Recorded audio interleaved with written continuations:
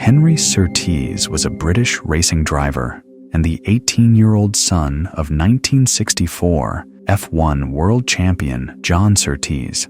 As a rookie in 2009, he drove vehicle number 7 in the resurrected FIA Formula 2 Championship, which was powered by Motorsport Vision. He had previously placed third in Formula 2 that season and won races in junior formats, including one victory and a pole in British Formula BMW UK.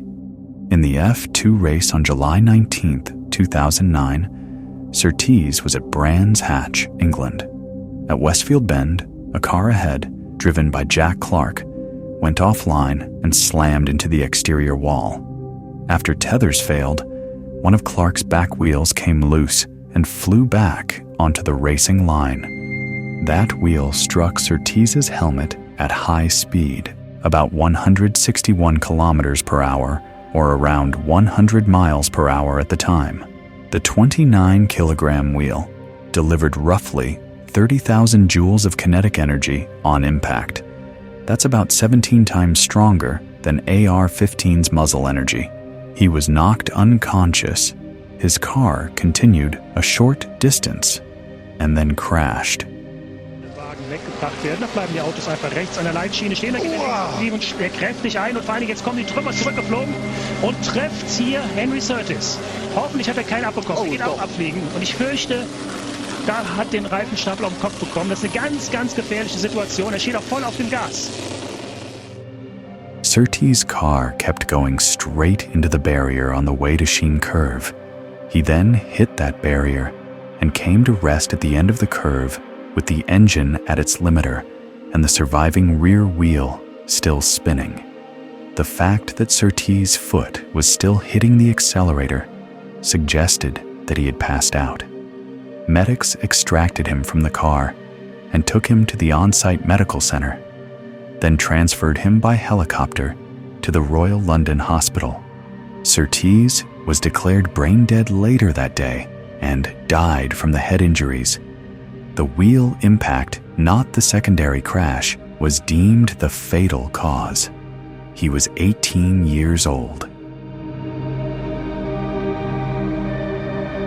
Carlos Alberto Pardo Esteves was a Mexican stock car driver from Mexico City.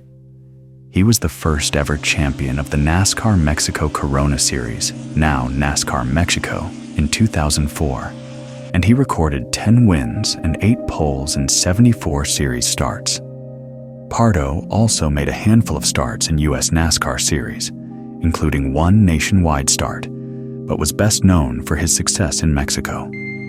On June 14, 2009, during the 4th race of the NASCAR Mexico Corona Series at Autódromo Miguel E. Abad, a 2.4-kilometer oval in Amazoc, Puebla, Pardo was leading the race late on lap 97 of 100.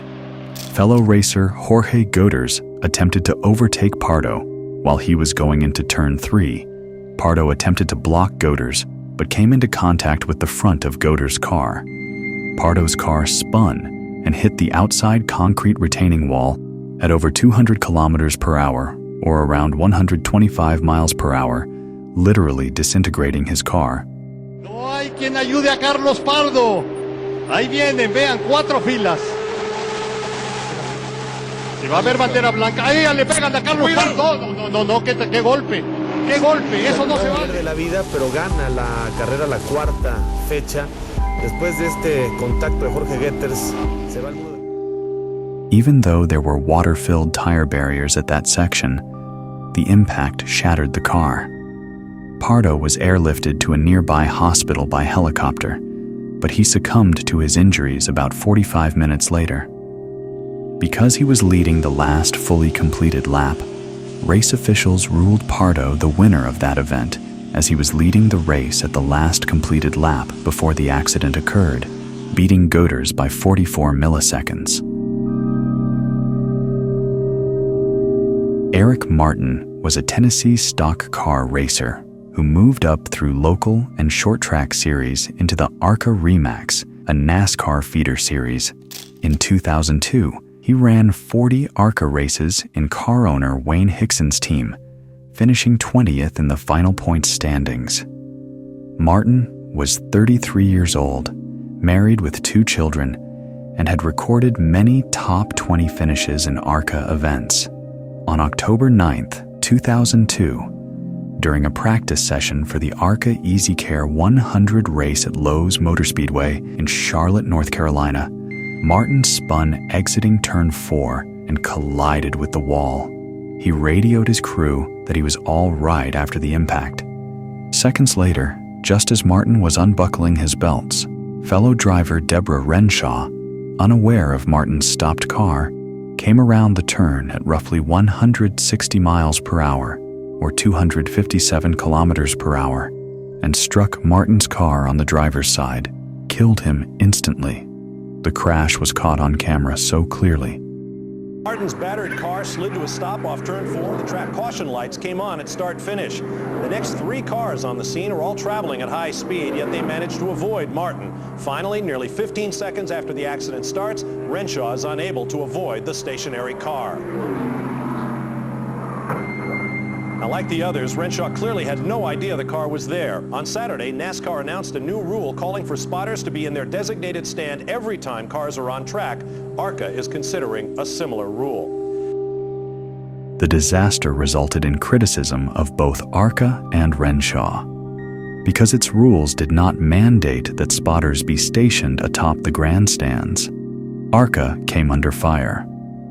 Since Renshaw's spotter was perched atop the team trailer, he was unable to witness the wreck and tell his driver where it was. Renshaw herself was blamed for failing to notice the car stopped on the racing line until it was much too late to prevent the deadly crash, although a number of other cars with spotters in similar positions were able to see Martin in time and slow down significantly before missing him. Ralph Dale Earnhardt was an American stock car racing legend and team owner, nicknamed the Intimidator. He was a 7-time NASCAR Winston Cup champion and had 76 Career Cup victories, driving the number 3 Goodwrench Chevrolet for Dale Earnhardt Inc. On February 18, 2001, in the final lap of the Daytona 500 at Daytona Beach, Florida, Earnhardt was involved in a multi-car crash. After racing for the lead, his car made contact with Sterling Marlin and then Ken Schrader near the finish line, sending Earnhardt's car into the outside concrete wall in turn 4. Earnhardt's car hit the wall head-on. He suffered a fatal basilar skull fracture in the impact after his head violently snapping forward and hit the steering wheel. 1 car length lead over Earnhardt Jr. to 3. Michael Waltrip showing the muscle. Everything stacks up from 3rd on back. Dale Earnhardt gets turned sideways. He'll take Schrader. Earnhardt and Schrader are in the wall. Waltrip leads off 4. Coming down to the finish, though, it is Michael Waltrip trying to hold off Dale Earnhardt Jr. in 460.